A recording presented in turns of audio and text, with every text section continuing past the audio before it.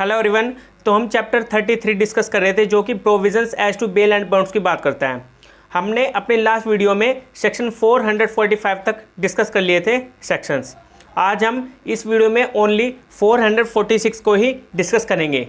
जो कि बात करता है procedure when bond has been forfeited. मतलब कि जब वो बेल बॉन्ड एग्जीक्यूट कराया जाता है और उसको फॉरफिट कर लिया जाएगा कोर्ट के थ्रू, लेकिन वो कब किया जाएगा फॉरफिट। ठीक है, इस वीडियो में हम यही जानेंगे, इसके प्रोसीजर को जानेंगे, कब फॉरफिट किया जाएगा, इसका क्या प्रोसीजर रहेगा 446 के अंडर। ठीक है, और वीडियो स्टार्ट करने से पहले आप अपने पास सीआरपीसी का ब्रेक ले लीजिए जिसमें आप मेरे साथ सेक्शन वाइज रीड करेंगे। तो चलिए स्टार्ट करते हैं। सेक्शन 446 में जो फर्स्ट क्लोज है वो किस बारे में बात करता है। Where a bond under this code is for appearance or for production of property before a court and is proved to the satisfaction of that court or of any court to which the case has subsequently been transferred that the bond has been forfeited। मतलब कि अगर जो bond लिया जा रहा है under this code किसके लिए, अपीयरेंस के लिए इन फ्यूचर। ठीक है, ताकि वो अपीयर हो इन फ्यूचर, और जो उसको कहा जा रहा है कि प्रोड्यूस करे अपनी प्रॉपर्टी। ठीक है, अगर बिफोर द कोर्ट वो प्रोड्यूस करे अपनी property before the court and it is prove to the satisfaction of the court, और कोर्ट की सेटिस्फैक्शन के लिए कोर्ट को ये प्रूव होता है, or of any court to which he case has subsequently be transferred, जिस कोर्ट के पास वो ट्रांसफर होकर आ गया था। ठीक है, case that the bond has been forfeited. तो वो कोर्ट जिस कोर्ट के पास वो ट्रांसफर होकर आया है केस, तो वो फॉरफिट कर सकता है उसकी जो उसने बेल बॉन्ड एग्जीक्यूट कराया था उसकी प्रॉपर्टी को,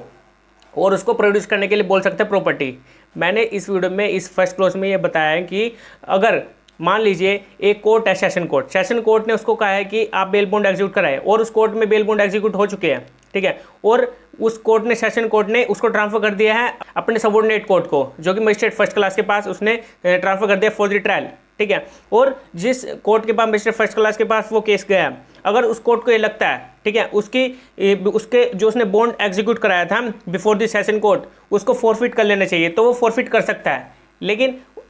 उसके कुछ सर्कमस्टांसेस हो गए, वो कब फॉरफिट करेगा तो हम आगे जानेंगे। और where in respect of any other bond under this code it is proved that to the satisfaction of the court by which the bond has was taken or of any court to which the case has subsequently been transferred or of the court of any magistrate of the first class that the bond has been forfeited। जैसे कि मैंने आपको बताया है, वो magistrate first class के पास चला था फॉर द ट्रायल,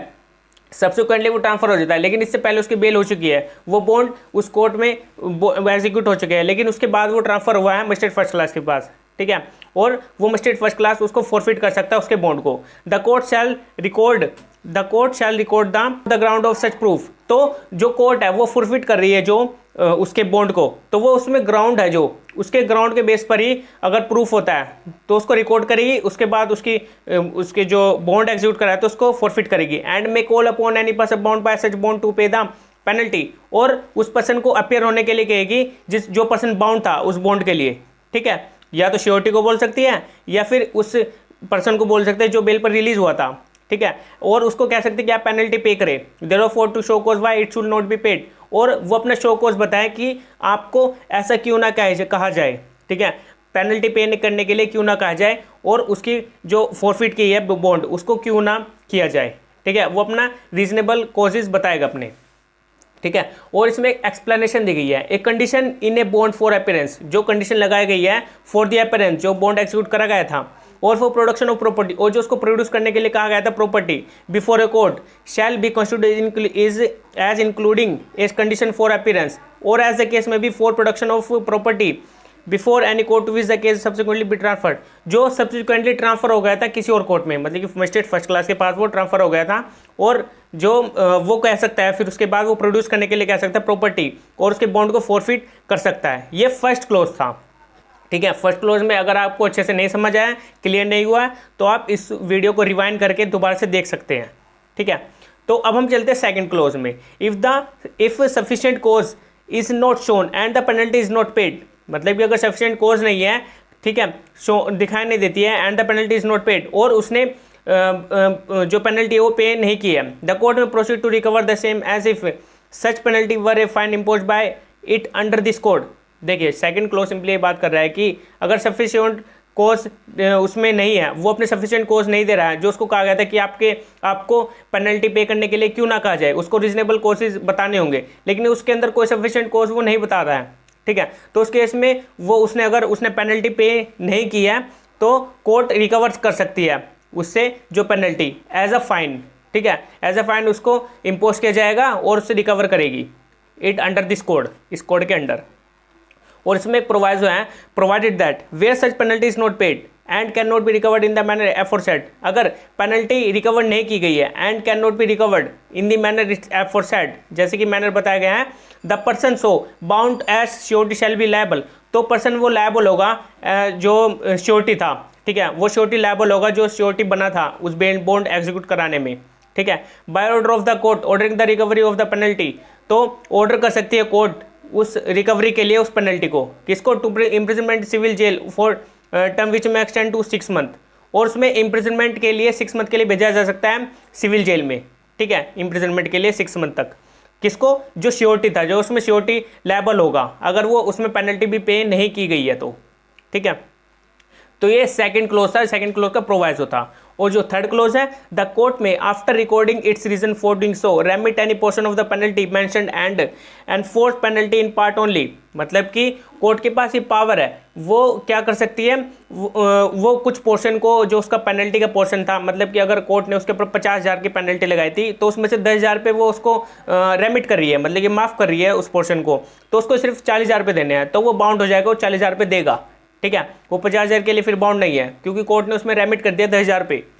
ठीक है। तो ये थर्ड क्लोज बताता है कोर्ट के पास ये पावर थी। और जो फोर्थ क्लोज है, where a surety to a bond dies before the bond is forfeited his state shall be discharge from all liability in respect of the bond, मतलब कि जो श्योरिटी बना था बेल बॉन्ड एग्जीक्यूट कराने में, तो अगर उसकी डेथ हो जाती है before the bond is forfeited, मतलब कि बॉन्ड के फॉरफिट होने से पहले ही उस श्योरिटी की डेथ हो जाती है, ठीक है, तो वो डिस्चार्ज हो जाएगा वो सभी लायबिलिटी से जो कि किसके रिस्पेक्ट में, बॉन्ड के रिस्पेक्ट में उसने अपनी लायबिलिटी दी थी, ठीक है, तो वो डिस्चार्ज हो जाएगा अगर फॉरफिट करने से पहले बॉन्ड के वो श्योरिटी की डेथ हो जाती है।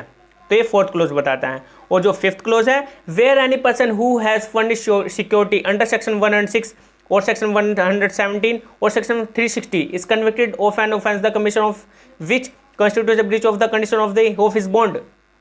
तो इसमें एक आ गया है कि थर्ड क्लोज में अगर कोई सिक्योरिटी फर्निश की गई थी अंडर सेक्शन 106, 117 और सेक्शन 360 के अकॉर्डिंग, ठीक है, उसको कन्विक्ट किया गया था ऑफ एन ऑफेंस, जो उसने कमिट किया था of which constitute breach of the condition, अगर वो उसमें ब्रीच कर देता है जो उससे फर्निश करवाई जा रही है सिक्योरिटी अंडर सेक्शन 106, 117, 360 जो कि प्रोबेशन से रिलेटेड, ठीक है, या फिर उसको सिक्योरिटी इसलिए ले जा रही है ताकि इन फ्यूचर वो कुछ कमिट ना करे कोई ऑफेंस, ठीक है, उसके गुड बिहेवियर के लिए जो सिक्योरिटी ले जा रही है तो वो इसलिए ले जा रही है ताकि वो फ्यूचर में कुछ ऑफेंस कमिट ना करे, ठीक है, उसके गुड बिहेवियर के लिए। तो इसमें जो ब्रीच अगर वो कंडीशन हो जाती है उसकी बॉन्ड की, जो बॉन्ड को एग्जीक्यूट करा रहा है इन 3 सेक्शन के अकॉर्डिंग,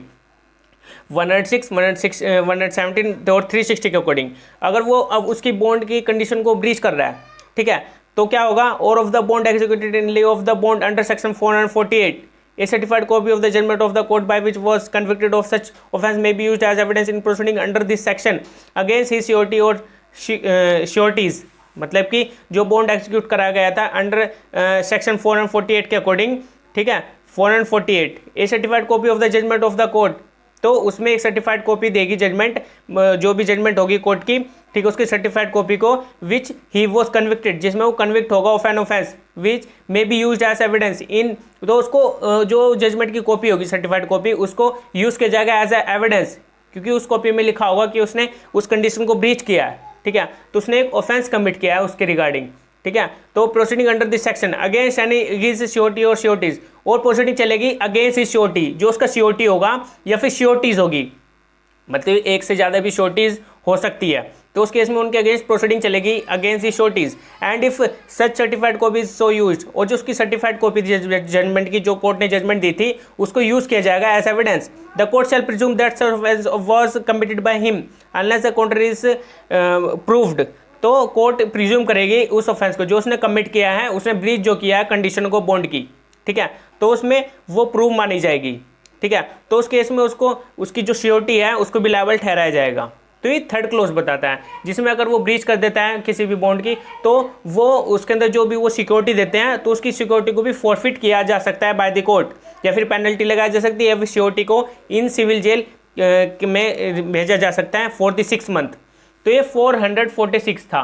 ठीक है, इस वीडियो में सिंपली बेल बॉन्ड के जो एग्जीक्यूट किया कराया गया था, अगर वो अपीयर नहीं होता कोर्ट में या फिर जो बेल बॉन्ड की जो कंडीशन थी